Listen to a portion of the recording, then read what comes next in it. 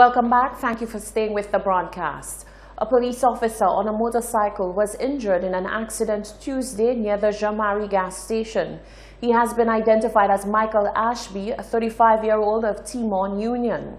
He sustained a fractured pelvis and injuries to his back and is currently admitted at hospital. Emergency officials said they received a report about the incident at about 12:20 p.m.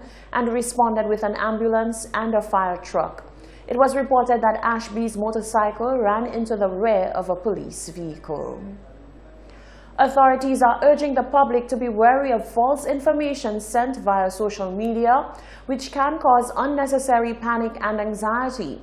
Both St. Lucian and Trinidadian authorities have had to clear the air on terrifying shark stories that claim human remains were found in their bellies. The Department of Fisheries says a measure of truth was spun into a hoax that has gripped the imagination of many. It's the stuff that nightmares are made of. A big shark, sharp teeth, severed body parts, scenes reminiscent of the classic horror film Jaws. By now, most St. Lucians have received a video of local fishermen discussing whether a shark they brought to shore had a human body inside. The viral content is accompanied by photos of a gutted tiger shark with human body parts found mangled among the contents of its belly. Information and Communications Officer within the Department of Fisheries, Yvonne Edwin, says the sensational social media stories are fake news. However, the department can confirm that the sharks that were landed in Dennery did not have any body parts, and it was not the same story that has been circulating around on social media. This is a fake story. Even Trinidad authorities have confirmed that the landing of a shark that appeared to have body parts in it was not from Trinidad. Again, this is a fake story. But there was a measure of truth to the viral social media content.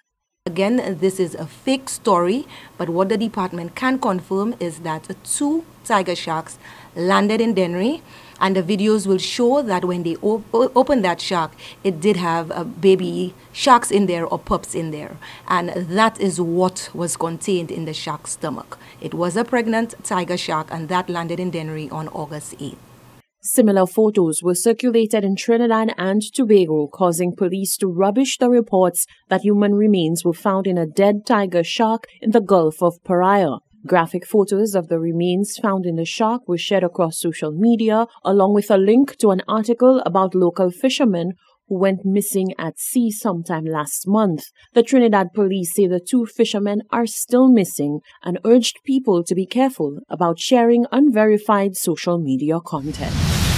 Is the island any closer to establishing a minimum wage amidst public outcry that the implementation of a bare minimum is long overdue?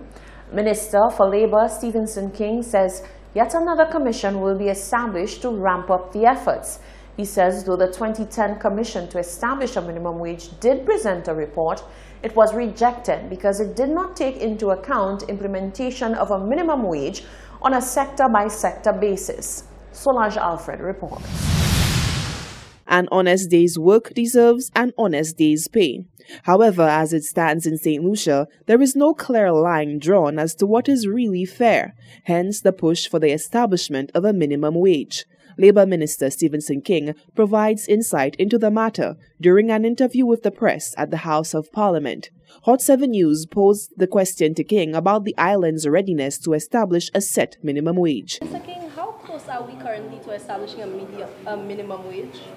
Well, now that the government has completed negotiations with the public sector unions, it is adequate at this time for us to kick in the Minimum Wage Commission. The last one was done in 2010. A report was presented and accepted in April 2011. Some of the recommendations were never adopted. On this occasion, and there were reasons why the recommendations were not adopted, because it's set to establish a flat minimum wage and didn't consider the various sectors. King says an implementation of a multi-sector minimum wage is the path which the new commission will take. This idea of creating a minimum wage for each sector is one which has also received the backing from President of the St. Lucia Civil Service Association, Cyprian Montroup, which he elaborated on in a previous broadcast of the Hot 7 Nightly News. Yeah, I don't think it's fair to say you have a minimum wage for one whole country, but you'd look at sectors and have minimum wages for most sectors, and you could also have maybe a country minimum wage so that nobody lives below a minimum standard. So I think it's important that the Labour Act has made provisions in there for minimum wage to be implemented. It is for us as public officers, us as unions, us as private citizens, to put pressure on government, to let them know that we can't continue to allow, especially non-national foreign companies, to come into the country and exploit our own people, because we do not have a set minimum wage. Minister King says with each sector posing its own unique challenges and benefits, it is crucial that the new commission takes into account all the variables before establishing a dynamic minimum wage structure. We need to look at a minimum wage that applies to various sectors, because the various sectors do not apply the same rates of wage, etc. The International Labour Organization, ILO, describes 6 types of minimum wage systems, namely national, regional, sector, occupation, enterprise size, and population, with each taking into account the rationale underlying each method for establishing the minimum wage. Reporting for Hot 7 News, I am Solange Alfred. Should the island revamp its legislative framework as it relates to the appointment of a deputy speaker in the House of Assembly? Speaker of the House, Andy Daniel, responded to the concerns over the appointment of a deputy speaker. He says the issue need not be drawn out and made into a bureaucratic matter. Rather, he insists a simple answer by the court as to whether the appointment of a deputy speaker is necessary will suffice. Should there be some legislative change, in your opinion, when matters like that are concerned and the appointment of deputy speaker? No, maybe that's a better question for the court to answer, to clarify what it means in our standing orders and in our constitution. Maybe instead of going through the whole legislative process, the court could just answer, hey, whether it is constitutional or not to have or not have a deputy. That was Speaker of the House, Andy Daniel. This is the Hot 7 TV Nightly News. Stay with us. There's more news coming up after the break.